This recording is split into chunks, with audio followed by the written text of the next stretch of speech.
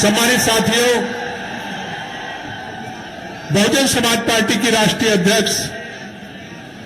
उत्तर प्रदेश की 4 बार मुख्यमंत्री रह चुकी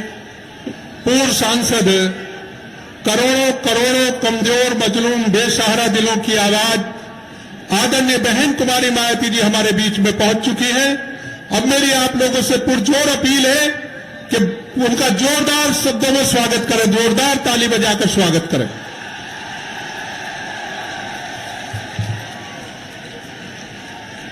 अब मैं गुजारिश करूंगा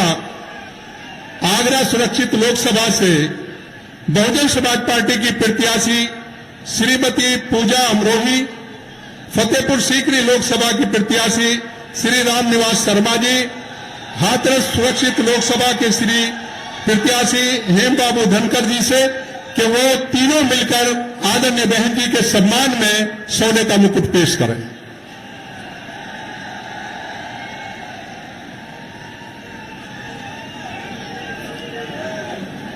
अब मैं गुजारिश करूंगा बहुजन समाज पार्टी की राष्ट्रीय अध्यक्ष आदरणीय बहन कुमारी मायावती जी से कि वो आए और इस चुनावी विशाल जनसभा को संबोधित करें। आदरणीय बहन जी।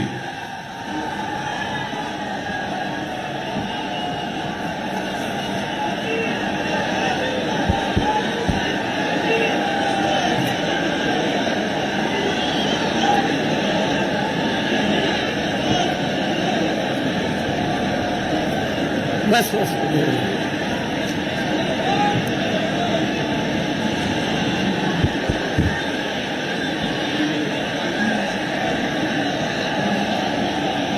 बीएसपी की इस चुनावी जनसभा में इकट्ठा हुए पार्टी के सभी छोटे बड़े पदाधिकारी एवं कार्यकर्तागण, आज आप लोग देश में व यहाँ आपके उत्तर प्रदेश स्टेट में भी लोकसभा के लिए हो रहे आम चुनाव में अपनी पार्टी के उम्मीदवारों के समर्थन में मुझे सुनने के लिए यहाँ इकट्ठा हुए हैं, तो उसके लिए मैं आप सभी लोगों का हार्दिक दिल से आभार प्रकट करती हूँ। वैसे आप लोगों को ये मालूम है कि हमारी पार्टी कांग्रेस, बीजेपी व अन्य किसी भी विरोधी पार्टी तथा गठबंधन आदि के साथ मिलकर नहीं, बल्कि अकेले ही अपनी पार्टी के बलबूते पर पूरी तैयारी व दमदारी के साथ ये चुनाव लड़ रही है। इसके साथ ही हमने टिकट बंटवारे के मामले में भी यहाँ सर्व समाज के लोगों को उचित भागीदारी दी है, जिनको कामयाब बनाने के लिए अपनी पार्टी के लोग पूरे जी जान से लगे हैं। इस संबंध में यहाँ मैं ये भी कहना चाहूंगी कि हमारी पार्टी ने इस चुनाव में भी सर्व समाज के लोगों को टिकट बंटवारे के मामले में या देने के मामले में हमने उचित भागीदारी दी है। खासकर जो दलित वर्ग के लोग हैं या जो रिजर्व सीटें हैं, तो हमने रिजर्व सीटों पर भी अकेले एक ही कम्युनिटी के लोगों को नहीं, एक ही बिरादरी के लोगों को नहीं, बल्कि सूर्य कास्ट में जो विभिन्न जातियां आती हैं, तो उनको हमने चुनाव लड़ने का मौका रिजर्व सीटों पर दिया है। आगरा के लोगों को ये मालूम है कि जब इस चुनाव से पहले आपके उत्तर प्रदेश में लोकल बॉडीज के चुनाव हुए थे और यहाँ मेयर का चुनाव हुआ, तो हमारी पार्टी ने अनुसूचित जाति में से एक वाल्मीकि समाज की महिला को मेयर के लिए चुनाव के मैदान में उतारा था। और आपकी ये आगरा रिजर्व सीट है, तो आगरा रिजर्व सीट से तो फिर हमने यहाँ पर तो जाटव समाज की महिला को चुनाव के मैदान में उतारा है। इसके नजदीकी ज्यादा दूर नहीं है, हाथरस लोकसभा की सीट है, तो वहां हमने धनगर समाज को जो अनुसूचित जाति में आते उनको भी चुनाव के मैदान में उतारा है। आपके आगरा से लगी हुई फतेहपुर सीकरी की सीट है, तो यहाँ हमने अपर कास्ट समाज में से तो खास तौर से ब्राह्मण समाज के व्यक्ति को हमने चुनाव के मैदान में उतारा है।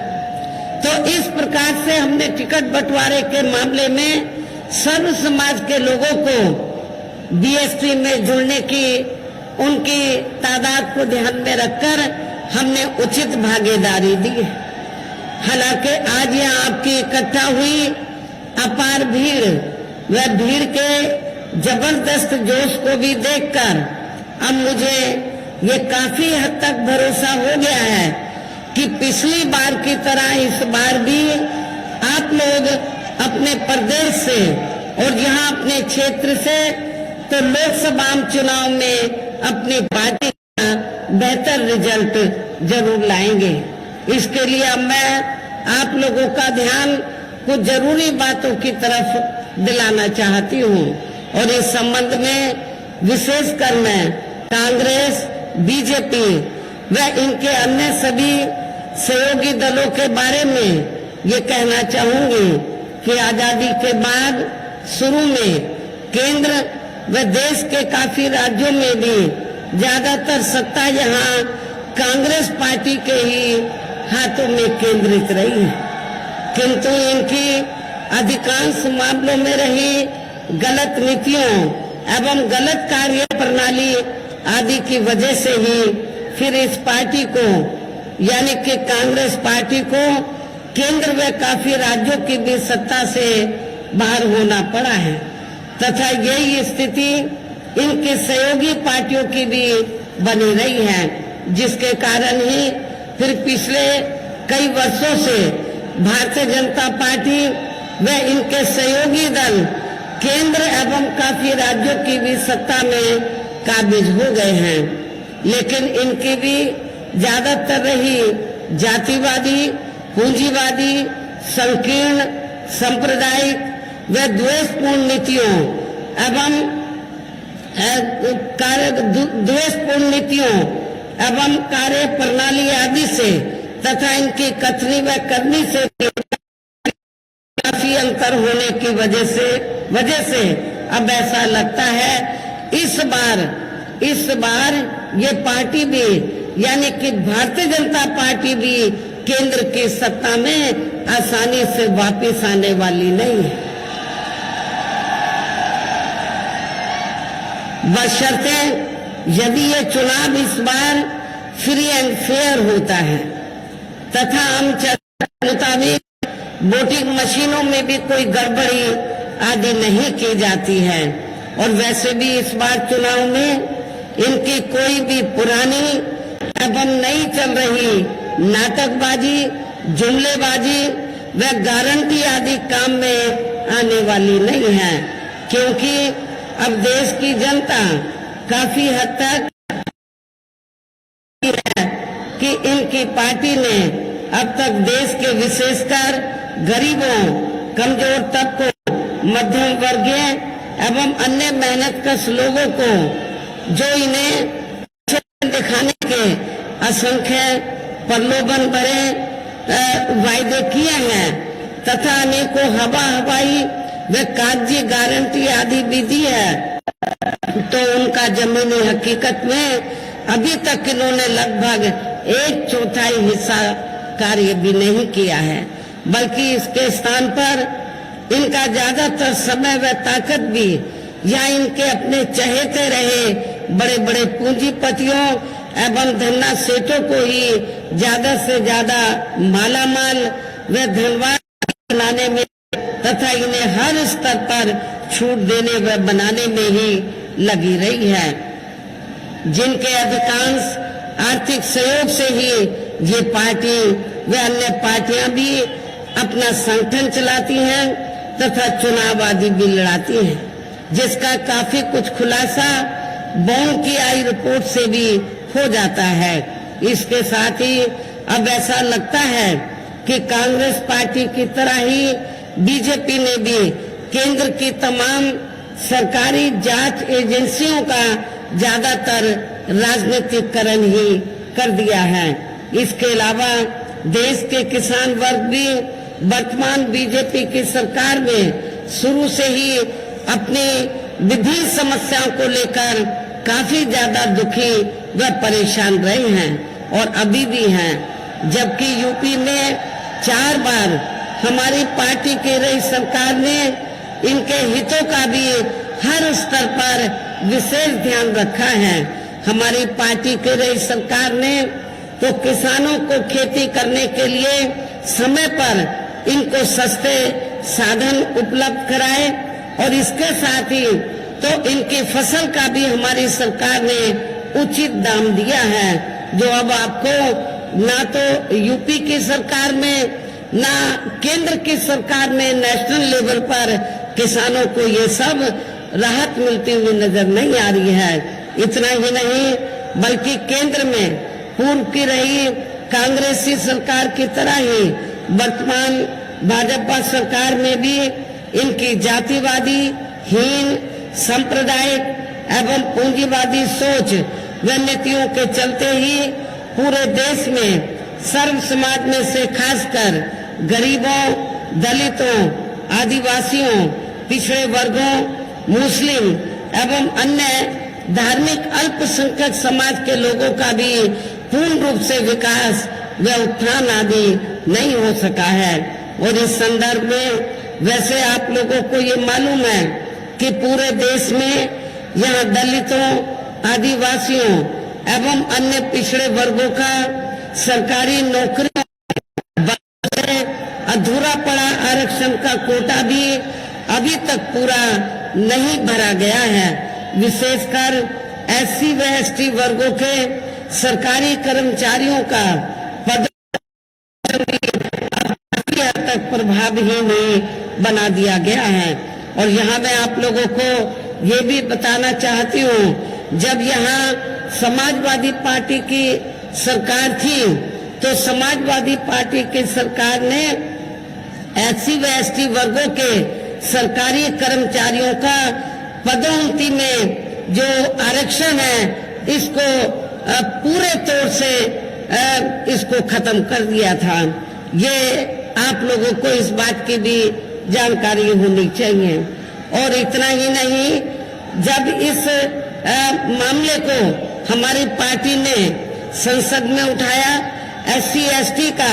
जो पदोन्नति में आरक्षण है इसको प्रभावशाली बनाने के लिए संशोधन बिल लाने के लिए सरकार पर दबाव बनाया, तो उस समय सेंटर में कांग्रेस पार्टी पावर में थी। तो उस दौरान कांग्रेस और बीजेपी दोनों की मिली भगत से समाजवादी पार्टी को आगे करके इस बिल को पार्लियामेंट के अंदर फाड़ा गया। और इतना ही नहीं बल्कि बीजेपी और कांग्रेस पार्टी दोनों की मिली भगत से इस बिल को पास नहीं होने दिया, इस बिल को पास नहीं होने दिया। और इतना ही नहीं,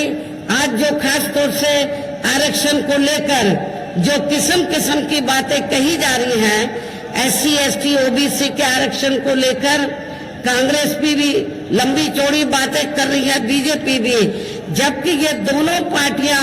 एससी एसटी ओबीसी के आरक्षण के खिलाफ हैं। ये दोनों पार्टियां नहीं चाहती हैं एससी एसटी ओबीसी के वर्गों के लोगों को आरक्षण का पूरा लाभ मिले।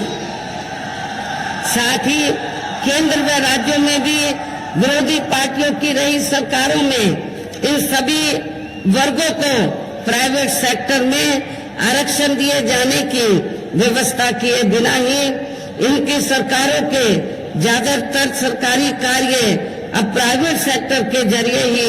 इनके बड़े बड़े पूंजीपतियों व धन्ना सेठों आदि को ही दिए जाने के कारण अब इनको पूरे देश में आरक्षण का बहुत कम ही लाभ मिल पा रहा है। इसी प्रकार इनका अन्य और मामलों में भी शोषण व उत्पीड़न आदि होना अभी तक भी बंद नहीं हुआ है। इसके साथ साथ मुस्लिम व अन्य धार्मिक अल्पसंख्यक समाज के लोगों की भी हालत हर स्तर पर यह काफी ज्यादा खराब व दयनीय ही बनी हुई है। इतना ही नहीं बल्कि पिछले कुछ वर्षों से केंद्र व अधिकांश राज्यों में भी बीजेपी व आरएसएस की सरकारों के चलते हुए अब इनका विकास व उत्थान आदि होना भी काफी हद तक बंद सा ही हो गया है। आए दिन इन पर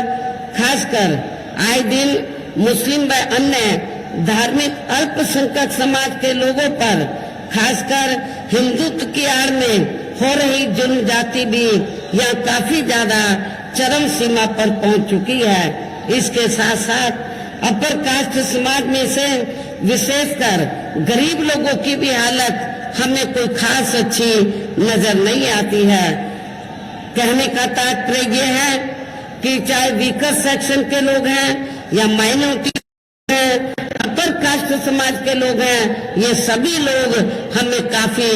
दुखी व परेशान नजर आते हैं। हर मामले में व हर स्तर पर हमें काफी दुखी व परेशान नजर आते हैं। इनके गलत कृषि नीतियों के कारण किसान वर्ग भी आए दिन आंदोलित ही रहता है। साथ ही इनकी गलत आर्थिक नीतियों की वजह से देश की अर्थव्यवस्था पर भी इसका काफी बुरा प्रभाव पड़ा है, जिससे यह विशेषकर छोटे एवं मध्यम वर्गीय व्यापारी वर्ग भी काफी ज्यादा दुखी व परेशान है। और अब केंद्र में पूर्व की रही सरकारों की तरह ही वर्तमान भाजपा सरकार में भी यहाँ पूरे देश में गरीबी, बेरोजगारी एवं महंगाई आदि भी लगातार काफी ज्यादा बढ़ रही है। देश में हर स्तर पर फैला भ्रष्टाचार भी अभी तक खत्म नहीं हुआ है। साथ ही अपने देश की सीमाएं भी अभी तक पूरे तौर से सुरक्षित नहीं है। ये भी बड़ी चिंता की बात है। ऐसे में अब आप लोगों को देश में हो रहे लोकसभा आम चुनाव में बीजेपी, आप लोगों को आम चुनाव में कांग्रेस, बीजेपी व इनके सहयोगी पार्टियों को भी केंद्र की सत्ता में आने से जरूर रोकना है। जिनकी गलत नीतियों व गलत कार्य प्रणाली आदि को आप लोग काफी हद तक आजमा भी चुके हैं। ऐसी स्थिति में अब ये विरोधी पार्टियां इस चुनाव में भी किस्म किस्म के साम, दाम, दंड भेद आदि अनेकों हथकंडे इस्तेमाल करके केंद्र की सत्ता में आने की भी पूरी कोशिश में लगे हैं, जिनसे अपनी पार्टी के लोगों को हर स्तर पर काफी ज्यादा सावधान रहना है। और इस मामले में विरोधी पार्टियां अपने अपने पक्ष में हवा बनाने के लिए खासकर मीडिया, ओपिनियन पोल व सर्वे आदि का जो बड़े पैमाने पर इस्तेमाल कर रही हैं, तो उससे भी अपनी पार्टी के लोगों को बिल्कुल भी गुमराह नहीं होना है। इसके साथ ही विरोधी पार्टियों के विभिन्न रूपों में जारी किए गए इनके हवाई व प्रलोभन भरे चुनावी घोषणा पत्रों एवं वायदों आदि के बहकावे में भी अपनी पार्टी के लोगों को कतई नहीं आना है, जिन्हें ये पार्टियां चुनाव खत्म होने के बाद ज्यादातर अमल में नहीं लाती हैं। और अब जिन पर से देश की जनता का अधिकांश विश्वास ही उठ गया है, यही खास वजह है कि हमारी पार्टी किसी भी चुनाव में अपनी पार्टी का कोई भी चुनावी घोषणा पत्र आदि जारी नहीं करती है। वैसे भी हमारी पार्टी किसी भी मामले में कहने में बहुत कम बल्कि कार्य करके दिखाने में ही ज्यादा विश्वास रखती है। और इस बात का सबसे बड़ा सबूत ये है कि उत्तर प्रदेश में 4 बार हमारी पार्टी के नेतृत्व में रही सरकार ने चुनाव में अपनी पार्टी के बिना कोई जारी किए गए चुनावी घोषणा पत्र के ही प्रदेश व आम जनहित में काफी कुछ ऐतिहासिक कार्य करके दिखाए हैं, जिनकी अब देश में अधिकांश सरकारें काफी नकल भी कर रही हैं। जबकि इस मामले में हमारी पार्टी का ये कहना है कि यदि इन पार्टियों के स्थान पर केंद्र में हमें अपनी पार्टी की सरकार बनाने का मौका मिलता है तो तब फिर हमारी पार्टी की बनी सरकार केंद्र में यहाँ अब तक रही सभी विरोधी पार्टियों की सरकारों की तरह केवल हवाई व कागजी कार्य आदि नहीं करेगी, बल्कि उत्तर प्रदेश की तरह ही जमीनी हकीकत में ठोस कार्य करके दिखाएगी। और इस संदर्भ में खासकर मैं ये कहना चाहूंगी, केंद्र द्वारा देश में पिछले कुछ समय से अति गरीब परिवारों को अस्थायी तौर पर फ्री में जो थोड़ी सी खाद्य सामग्री दी जा रही है, तो उससे इनका स्थायी तौर पर भला होने वाला नहीं है। और आप लोगों को ये मालूम है कि जब यहाँ असेंबली का चुनाव हुआ तो असेंबली के चुनाव में भी और अब लोकसभा चुनाव में भी पूरे देश के अंदर तो जो सर्व समाज में से जो गरीब लोग हैं जिनको इन्होंने फ्री में थोड़ा राशन आदि दिया है, खाद्य सामग्री आदि दी है, तो उसके एवज में तो ये इन्होंने असेंबली के चुनाव में भी लोगों को गुमराह करने के लिए और अब लोकसभा चुनाव में भी तो बीजेपी और आरएसएस के लोग तो अपने कंधे पे थैला टांग कर तो गांव-गांव में घूम रहे हैं और क्या कह रहे हैं कि देखो श्री नरेंद्र मोदी जी ने तो आपको फ्री में राशन दिया है, तो आपके ऊपर मोदी जी का बहुत कर्ज है, तो आप कर्ज के रूप में तो आप ये जो कर्ज है तो इस चुनाव में आपको अदा करना है, वोट के रूप में बीजेपी को वोट देकर आपको ये कर्ज अपना अदा करना है। लेकिन मैं अपने ऐसे सभी लोगों को, गरीब लोगों को ये कहना चाहती हूँ कि वर्तमान में केंद्र की जो भाजपा सरकार ने जो गरीब लोगों को थोड़ा जो फ्री में राशन आदि दिया है, तो ये कोई बीजेपी ने अपनी जेब से नहीं दिया है, श्री नरेंद्र मोदी जी ने अपनी जेब से नहीं दिया है, बल्कि आप लोग जो यूपी गवर्नमेंट को या केंद्र की सरकार को जो भी टैक्स देते हैं उस टैक्स के पैसे से, टैक्स तो आपका है, टैक्स जनता देती है, तो जो पैसा आप लोग टैक्स के रूप में देते हैं उस पैसे से ये राशन दिया जा रहा है। इसमें बीजेपी का कोई एहसान नहीं है और ना ही श्री नरेंद्र मोदी जी का इनका कोई एहसान नहीं है, कोई कर्ज नहीं है। आप लोगों का ये पैसा है, आप लोगों ने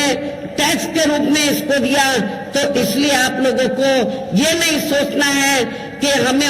उनका नमक खाया है, ये नमक तो आप ही लोगों का है। आप लोगों ने टैक्स दिया, उससे आप लोगों को ये फ्री में राशन आदि दिया गया है, तो इनके बहकावे में आप लोगों को कतई भी नहीं आना है। ये भी मैं, और वैसे भी ये जो गरीब लोग हैं, वैसे भी इनकी ये जटिल समस्या देश में हर हाथ को काम देने से ही केवल दूर हो सकती है, जिसकी तरफ हमारी पार्टी की बनी सरकार विशेष ध्यान देगी। साथ ही देश में पिछले काफी वर्षों से आए दिन बढ़ रही गरीबी, बेरोजगारी व महंगाई आदि से भी जनता बहुत ज्यादा दुखी व परेशान है, जिसे भी आर्थिक नीतियों में तब्दीली करके जरूर दूर किया जाएगा। धर्म की भी आड़ में पिछले कुछ वर्षों से खासकर मुस्लिम समाज के लोगों का द्वेष की भावना से जो इनका काफी ज्यादा शोषण व उत्पीड़न आदि किया जा रहा है, तो उसे भी जरूर रोका जाएगा। और ये सब हमने अपनी यूपी की रही सरकार में करके भी दिखाया है। हमने उत्तर प्रदेश के अंदर कोई भी दंगा फसाद नहीं होने दिया है। इसके अलावा हमने यूपी में सर्व समाज में से गरीब एवं बेरोजगार लोगों को बेरोजगारी भत्ता आदि न देकर उन्हें बड़ी तादाद में रोटी रोजी के साधन भी उपलब्ध कराए हैं, जो अब ये कार्य भी अधिकांश ठंडे ही पड़े हैं, जिनको फिर सरकार बनने पर, केंद्र में सरकार बनने पर प्राथमिकता दी जाएगी। अर्थात देश में इस समय हो रहे लोकसभा चुनाव में विरोधी पार्टियों के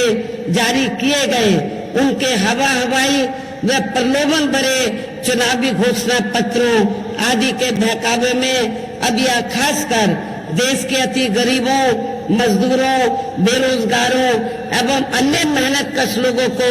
बिल्कुल भी नहीं आना है और अब इन्हें ऐसी सभी विरोधी पार्टियों की हर हालत में ऐसी सभी विरोधी पार्टियों को हर हालत में केंद्र की सत्ता में आने से जरूर रोकना है, जिनके कथने व करने में काफी अंतर रहा है तथा जिन्हें ये लोग वर्षों से आजमा भी चुके हैं। ऐसे में अब मेरा यही कहना है कि आप लोगों को अपने खुद के व अपने प्रदेश व क्षेत्र के तथा देश के भी हित में अपने वोटों को यहाँ कांग्रेस, बीजेपी व अन्य विरोधी पार्टियों को न देकर केवल अपनी एकमात्र हितैषी पार्टी बहुजन समाज पार्टी को ही देना है, जो ये पार्टी उत्तर प्रदेश की तरह ही केंद्र में भी अपनी पार्टी की सरकार बनने पर फिर पूरे देश में यह अपनी पार्टी की सर्वजन हिताय व सर्वजन सुखाय की नीतियों पर आधारित ही सरकार चलाएगी। इसके साथ साथ केंद्र से जुड़ी आपके क्षेत्र की जो भी यहाँ स्थानीय समस्याएं होंगी तो उन्हें भी फिर दूर करने का हर संभव पूरा प्रयास किया जाएगा। साथ ही यहाँ गरीबों, मजदूरों, बेरोजगारों, कर्मचारियों, किसानों, छोटे व्यापारियों एवं अन्य मेहनतकश लोगों के हितों का भी विशेष ध्यान रखा जाएगा। सर्व समाज में से खासकर दलितों, आदिवासियों, गरीबों, दलितों, आदिवासियों, पिछड़े वर्गों, मुस्लिम व अन्य धार्मिक अल्पसंख्यक समाज के लोगों के विकास एवं उत्थान के साथ साथ हर स्तर पर इनकी सुरक्षा आदि के लिए भी सख्त कदम उठाए जाएंगे और तभी फिर यहाँ वास्तव में अपने देश के महान संतों, गुरुओं व महापुरुषों में भी विशेषकर महात्मा ज्योतिबा फूले, छत्रपति शाहू जी महाराज, श्री नारायणा गुरु, बाबा साहब डॉक्टर भीमराव अम्बेडकर एवं मान्यवर श्री काशीराम जी आदि का अधूरा सपना जरूर साकार हो सकता है, जिनको यूपी में हमारी पार्टी की रही सरकार द्वारा हर स्तर पर पूरा आदर सम्मान दिया गया है। इन्हीं खास बातों के साथ ही अब मेरा देश व आपके स्टेट के भी हित में, आपके क्षेत्र के भी हित में यही कहना है कि हमारी पार्टी ने यहाँ जिनको भी चुनाव के मैदान में उतारा है, जो आपके सामने या मंच पर भी मौजूद हैं, तो उन्हें आपको जरूर कामयाब बनाना है, जिसके लिए यह पार्टी के सभी स्तर के छोटे बड़े पदाधिकारी एवं कार्यकर्तागण आदि पूरे जी जान से लगे हैं। और अब अंत में मेरा यही कहना है कि आप लोगों को वोट पड़ने वाले दिन यहाँ बीएसपी के अपने सभी लोकसभा उम्मीदवारों को, अर्थात आगरा जो सुरक्षित लोकसभा की सीट है, यहाँ से हमने श्रीमती पूजा अमरोही को चुनाव के मैदान में उतारा है। इसी जिले में, आगरा जिले में ही दूसरी सीट है फतेहपुर सीकरी लोकसभा की सीट। यहाँ से हमने श्री राम निवास शर्मा को, जो बहुत ही सामाजिक हैं और जी जान से अपनी सीट को जीतने में लगे हैं, इनको चुनाव के मैदान में उतारा है। हाथरस सुरक्षित लोकसभा की सीट से हमने श्री हेम बाबू को चुनाव के मैदान में उतारा है। हमारी महिला भी जो आगरे से चुनाव लड़ रही है, आपके जाटव समाज से ताल्लुक रखती है, ये भी जी जान से लगी हुई है तो इनको भी जिताकर आप लोग इनका हो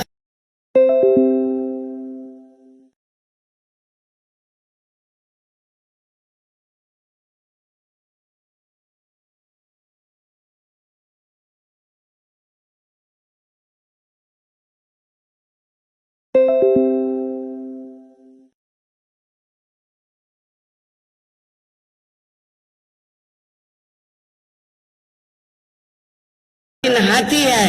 हाथी चुनाव चिन्ह के सामने वाले बटन को दबाकर आप लोगों को अपनी पार्टी के इन तीनों प्रत्याशियों को रिकॉर्ड तोड़ वोटों के अंतर से जरूर कामयाब बनाना है, विजयी बनाना है। इनको पार्लियामेंट में जिताकर जरूर भेजना है। इस खास अपील के साथ ही अब मैं अपनी बात यही समाप्त करती हूँ। जय भीम, जय भारत।